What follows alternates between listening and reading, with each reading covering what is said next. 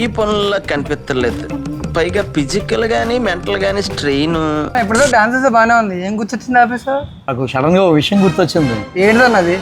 నాకన్నా చిన్నవాళ్ళు స్టేజ్ల మీద డాన్సులు చేస్తూ సడన్ గా గుండెకి చచ్చిపోతున్నారు. అసలు డాన్సులు చేయకూడదు. అసలు 2-3 వీడియోలు చూసారు, ఎంత వైరల్ అయిందంటే డాన్స్ చేస్తే చచ్చిపోతారు. అదేంటన్నా, ఎక్కడో 1-2 జరిగితే అలా కాదు, డాన్స్ చేయకూడదు. అసలు చట్టం తీసుకురావాలి ఇండియాలో. నేనే కదా అసలు ఎవరు డాన్స్ చేస్తే ప్రాణాలకే ప్రమాదం. ఎక్కడో 1-2 జరుగుద్ది, అది కామన్. అది దాన్ని పట్టుకొని నువ్వు అది అలా అనడం కరెక్ట్ కాదు కదా. కదా సోలార్ విషయంలో వాళ్ళకి నెట్ మీటర్ ఏదో బిల్లు ఎక్కువ వస్తుందని వీడియో పెట్టారు. అవును, చూసాను నేను కూడా. అది వాళ్ళ వరకే జరిగింది. ఇప్పుడు మన ఇండియాలో నెట్ మీటర్ అంటూ వస్తే అవే వస్తున్నాయి. అవును, ఇప్పుడు ఇన్ని కోట్ల మందికి ఇన్ని సోలార్లు చూసుంటాం, ఎంతమంది రివ్యూలు తీసుకున్నాం. పర్సనల్గా మన ఇంట్లో వాడినా కానీ ఎంతమంది రివ్యూలు తీసుకున్నాం కదా.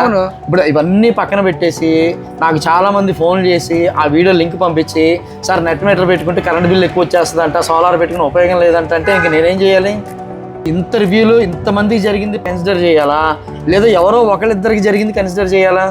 ఇప్పుడు యాపిల్ ఫోన్ ఉంది, బ్రాండ్ న్యూ ఫోన్. అది ఎక్కడో ఒక చోట 2 కంప్లైంట్లు వస్తాయి, పెరుగుతూ ఉంటాయి. దాన్ని పట్టుకొని యాపిల్ బ్రాండ్ మనం తక్కువ చేసి మాట్లాడలేంగా. అంతే కదా, జరిగింది అన్యాయమే, బిల్లు ఎక్కువే వస్తుంది. ఆయన చెప్పింది అబద్ధం కాదు, కానీ అలాగ అందరికీ జరుగుద్దని కాదు, దానికి వేరే ఆప్షన్ కూడా లేదు. అవును, ఇప్పుడు నన్ను ఒక కస్టమర్ నిన్న ఒక క్వశ్చన్ అడిగారు, ఈ వీడియో పంపించి, సార్ నాకు అదాని మీటర్ కాకుండా వేరే మీటర్ ఏదైనా ఇప్పించండి, అప్పుడు సోలార్ పెట్టుకుంటాను అంటున్నారు. ఎక్కడుంది ఛాన్సు? ఎవరన్నా చేయాల్సింది అదే మీటర్ తెప్పించుకోవాలి. మనకు పర్సనల్గా ప్రైవేట్గా మనకు నచ్చిన మీటర్లు తెచ్చుకోవడానికి ఎవరికి లేదు కదా. గవర్నమెంట్ ఇచ్చిన మీటర్ మనం వాడాలి. గవర్నమెంట్ దాంతో టై అయిపోయి ఉంది. ఇప్పుడు వాళ్ళకి లాభం నష్టం అన్ని తర్వాత సంగతి.